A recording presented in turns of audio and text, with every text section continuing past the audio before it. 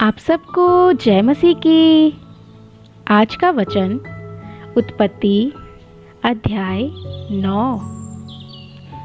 फिर परमेश्वर ने नूह और उसके पुत्रों को आशीष दी और उनसे कहा, फूलो फलो और बढ़ो और पृथ्वी में भर जाओ। तुम्हारा डर और भय पृथ्वी के सब पशुओं और आकाश के सब पक्षियों और भूमि पर के सब रेंगने वाले जंतुओं और समुद्र की सब मछलियों पर बना रहेगा।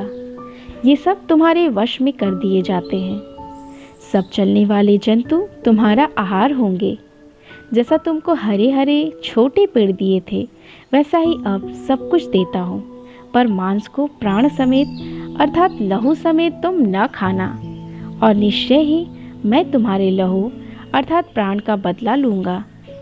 सब पशुओं और मनुष्यों दोनों में से मैं उसे लूँगा। मनुष्य के प्राण का बदला मैं एक एक के भाई बंधु से लूँगा।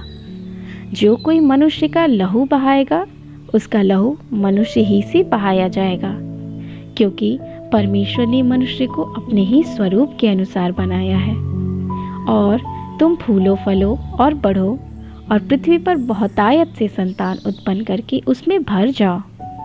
फिर परमेश्वर ने नूह और उसके पुत्रों से कहा, सुनो, मैं तुम्हारे साथ और तुम्हारे पश्चात जो तुम्हारा वंश होगा उसके साथ भी वाचा बांधता हूँ, और सब जीवित प्राणियों से जो तुम्हारे संग हैं, क्या पक्षी, क्या घरेलू पशु, क्या पृथ्वी के सब बनैले पशु, पृथ्वी के जितने जीव जंतु जहाज से निकले हैं। और मैं तुम्हारे साथ अपनी यह वाचा बांधता हूँ कि सब प्राणी फिर जल प्रलय से नष्ट न होंगे, और पृथ्वी का नाश करने के लिए फिर जल प्रलय न होगा।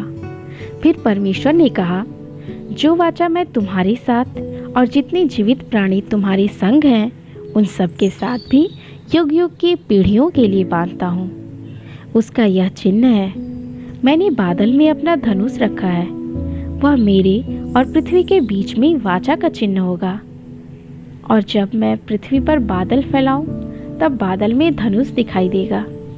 तब मेरी जो वाचा तुम्हारे और सब जीवित शरीरधारी प्राणियों के साथ बंधी है, उसको मैं स्मरण करूंगा। तब ऐसा जल प्रलय फिर न होगा जिससे सब प्राणियों का विनाश हो।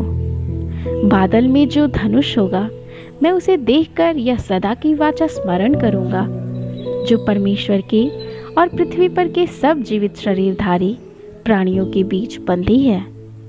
फिर परमेश्वर ने नूह से कहा, जो वाचा मैंने पृथ्वी भर के सब प्राणियों के साथ बांधी है, उसका चिन्ह यही है।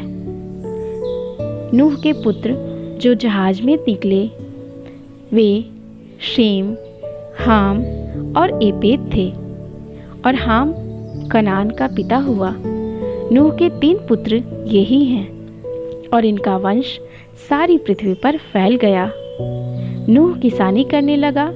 उसने दाख की बारी लगाई, और वह दाख मधु पीकर मतवाला हुआ और अपने तंबू के भीतर नंगा हो गया। तब कनान के पिता हाम ने अपने पिता को नंगा देखा और बाहर आकर अपने दोनों भाइयों को बतला दिया। तब शेम और एपेद दोनों ने कपड़ा लेकर अपने कंधे पर रखा और पीछे की ओर उल्टा चलकर अपने पिता के नंगे तन को ढांप दिया, और वे अपना मुख पीछे किए हुए थे, इसलिए उन्होंने अपने पिता को नंगा न देखा। जब नूह का नशा उतर गया, तब उसने जान लिया कि उसके छोटे पुत्र ने उसके साथ क्या किया है।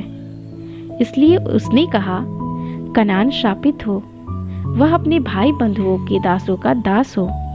फिर उसने कहा, शेम का परमेश्वर यहोवा धन्य है, और कनान शेम का दास हो। परमेश्वर एपेद के वंश को फैलाए, और वह शेम के तंबुओं में बसे, और कनान उनका दास हो।